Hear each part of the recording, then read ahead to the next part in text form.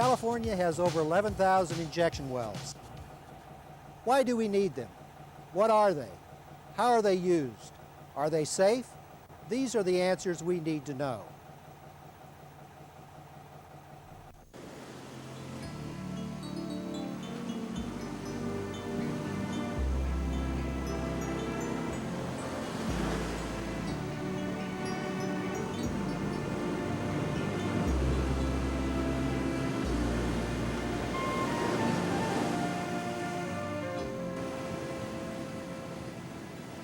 Producing oil and gas also means producing salt water, this remnant of ancient seas often trapped in oil and gas reservoirs. The amount of salt water produced each year from California oil and gas wells matches the freshwater needs of San Francisco. Disposing of the salt water is a major concern. In the early days, most of the water was simply dumped at the surface. Today, safe disposal methods are used. For 40 years, much of the water has been returned underground through wells. These wells are called Class II injection wells. What is injected? Just salt and fresh water produced from oil and gas wells, oil and gas traces left in the water, and sometimes about a 1% amount of materials used in oil and gas production projects. What else is injected? Nothing. These wells are tailor-made for salt water. Other substances could ruin them. Plus, criminal and civil penalties are imposed for illegal injection. 10% of the wells are used for disposal alone. In about 90% of the wells, the injected water is used to produce oil, such as at this water flood well and this steam flood well. Here, the water or steam are injected back into the oil zones. They help to move the oil towards the oil wells. About 55% of California's oil is produced this way. Many types of rock beds lie beneath California.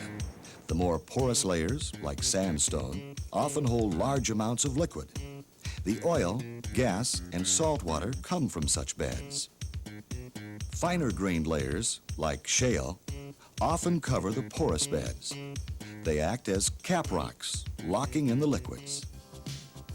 For every proposed Class II well site, the rock beds are studied, especially the porous sandstone zones being considered for injection and the shale cap rocks covering them. Class II injection occurs in sandstone zones, often at depths greater than 2,500 feet, far below the depths where most drinking water and irrigation water are found, and underneath impermeable cap rock. All injection zones are approved by the Environmental Protection Agency.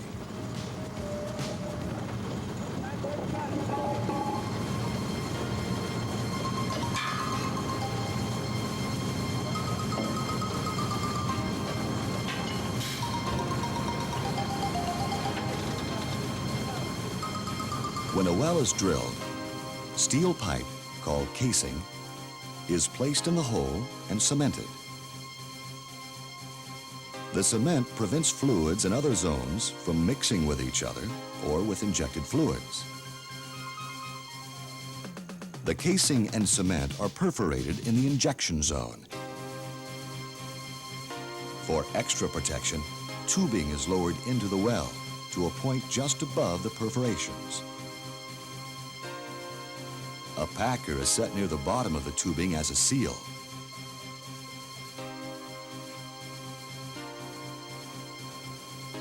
When injection begins, special tests are run to make sure the well is operating correctly.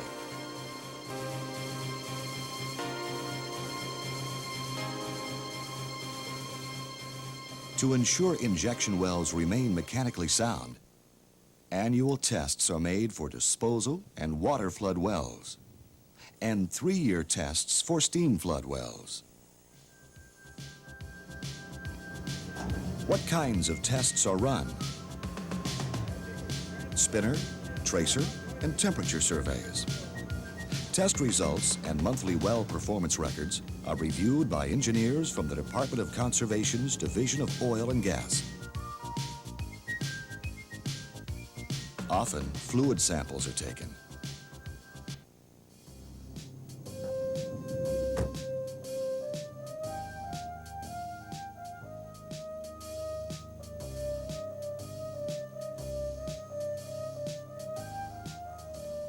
We make sure the equipment is in good condition and functioning properly. We check the wellhead injection pressure and see that no on-site materials damage the environment or present a safety hazard. Deficiencies are corrected. If any malfunction endangers fresh waters, injection is halted until the well is repaired. How do Class II injection operations work? The oil and gas are separated from the salt water at the production well.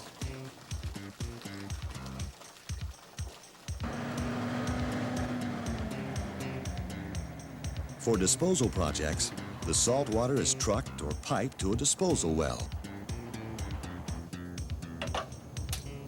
There, the water is transferred into holding tanks and injected into a nearby well. For injection projects used to produce oil and gas, such as those near Coalinga, the produced salt water is delivered to a central oil field site. Sometimes it's heated or turned to steam. Then, it passes through a pipeline network and into the injection wells. The division regulates all Class II injection wells in California. It enforces provisions of the Public Resources Code and the Federal Safe Drinking Water Act. This injection program is also monitored by the Environmental Protection Agency.